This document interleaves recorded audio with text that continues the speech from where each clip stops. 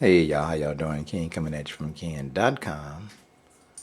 Rodan, my 1970 Pontiac Firebird, a true phoenix. We get ready to get started on her again. It's been a couple of days. Today is Sunday, April 27th, 2025.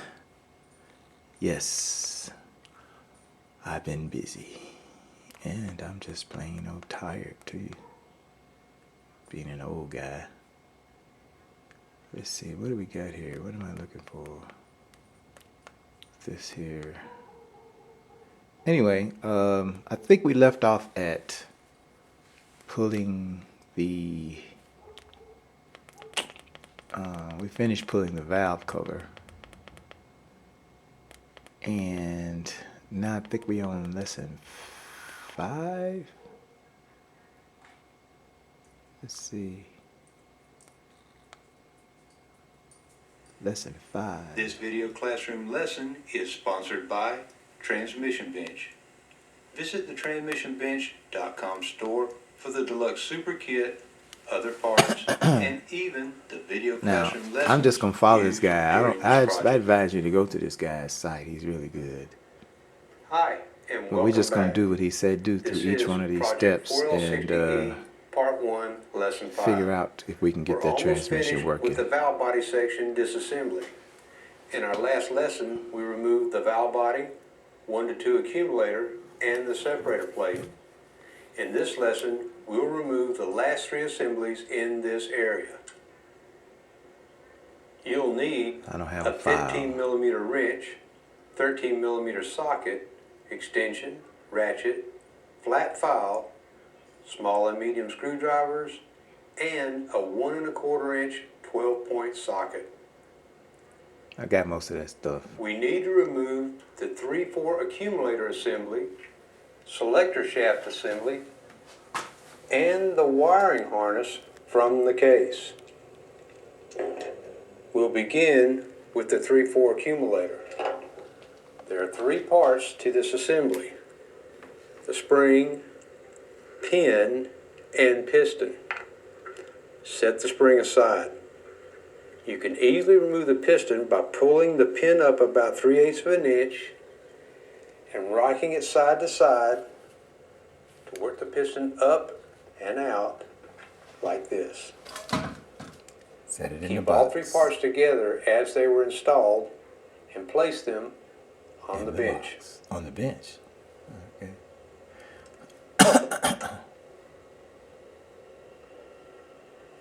This is the selector shaft and parking pawl rod assembly. It must be removed in order to replace the seal located where the shaft goes through the case. Oh man. Here's a closer view. I really don't care about that seal. The seal is a metal-clad type pressed into the case here. I don't need to change it. With the shaft removed, it can be pried out with a screwdriver later. Let's First, just get rid of this remove anyway. the 2 13 millimeter bolts holding the parking pawl bracket in place. Because I'm sure it's removed for a reason.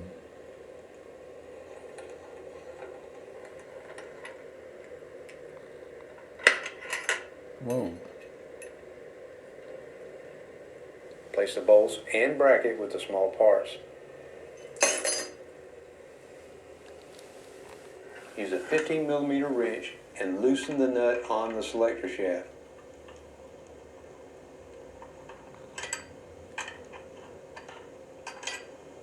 Finish backing off the nut and push the selector lever to the side.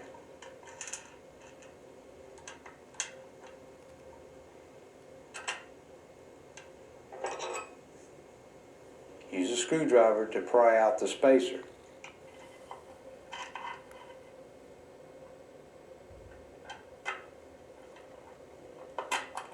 Whoa. Did you see it pop out? Pull the shaft out enough to remove the nut, lever, and parking rod assembly.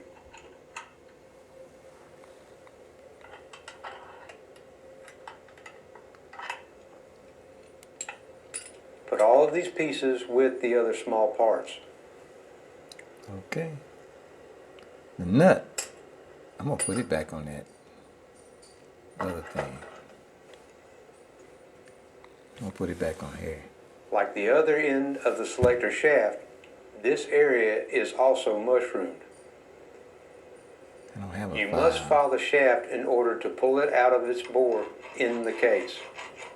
Use a flat file and work as I you got see some here sandpaper, while though. turning the shaft.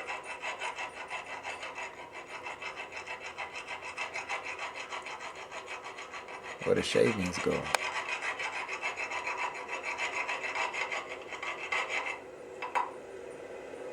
Now it easily slides out. Alright, we got 3 steps, guys. If you don't fall down the flared area and force the shaft out, the bore in the case will be enlarged and cause shaft side play. I'm gonna The do seal that. will be removed and replaced during reassembly in part 2 of the project. Put the shaft in the small parts box. I don't have a file. The last step in this lesson and the final assembly to remove from the valve body area is the wiring harness. We need to remove the connector from the case. The connector was originally installed by pushing it through the case in this direction. Once in place, these barbs flare out to prevent it from being pushed out in the other direction. To get the connector out, lightly pull on the wiring harness while pushing on the barbs with a screwdriver. Gently push them in while keeping pressure on the wires. Alternate to each of the 4 barbs again and again until the connector is released and slides through the case. Alright, guys, we're gonna do this. He's very thorough. Very thorough, very thorough. He's gonna show you how to do it with a socket, too. Place the socket over the connector. Let's see what side was the socket. Once again, pull on the harness One with light and pressure. 1/4 side, I think.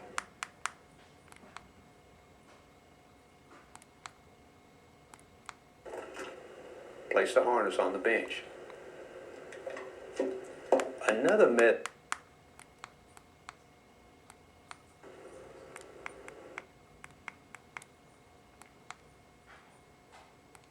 Release the barbs is to use a 1 1/4 inch 12-point 1 socket. 1/4 inch. Okay. Alright, this is what we got. Once again, pull on the harness with light pressure. This is what we got. This is what we got. This is what we got. We got this bad boy over here. We're going to do exactly what he said do. And when we're done, we're going to go to the next phase. I've seen all of his videos, but I don't memorize them, and I don't want to memorize them. And I wouldn't advise you to memorize them. I advise you to follow him up. Don't follow my video. Don't follow my video now. Follow him. And he may get you going. All right.